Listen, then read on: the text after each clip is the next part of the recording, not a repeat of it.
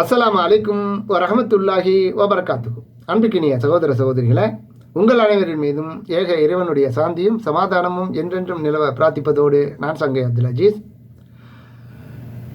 இது நாள்தோறும் நபிமொழி பாகம் 8, விதி எழுதப்பட்டு விட்டது என்பதை பற்றிய காணொலி. அதாவது தலைவிதி ஒவ்வொரு மனிதனுக்கும் இறைவனால் முடிவு செய்யப்பட்டு விட்டது என்பதை பற்றிய ஒரு செய்தி தான். அதாவது ஒரு பிரிவினருக்கு நேர்வழி காட்டினான், மற்றொரு பிரிவினர் மீது வழிகேடு உறுதியாகிவிட்டது என்று அல்லாஹ் ரப்பல் ஆலமீன் அந்த சாராம்சத்தை நமக்கு சொல்லி காட்டுறான்.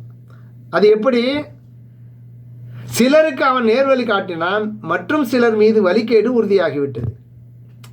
சரியா?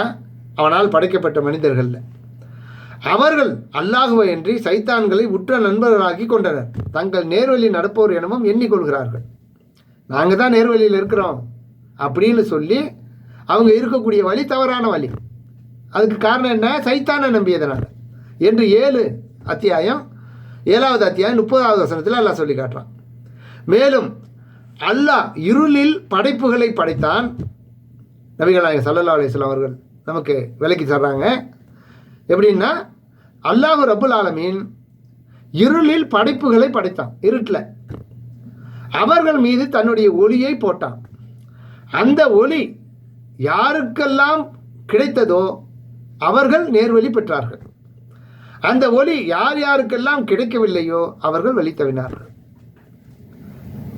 எனவேதான் சொல்கிறேன், இறைவனின் தீர்மானத்தை எழுதிய பேனாவின் மை உலர்ந்து விட்டது என்று நபிகள் நாயகம் ஸல்லல்லாஹு அலைஹி வஸல்லம் அவர்கள் கூறினார்கள் என்று அப்துல்லா பின் அமர் ரலியல்லாஹு அன்ஹு அவர்கள் அறிவிக்கக்கூடிய செய்தி திருமதியில் 2566, அகமதில் 6636வது ஹதீஸாக இடம்பெற்றிருக்கு.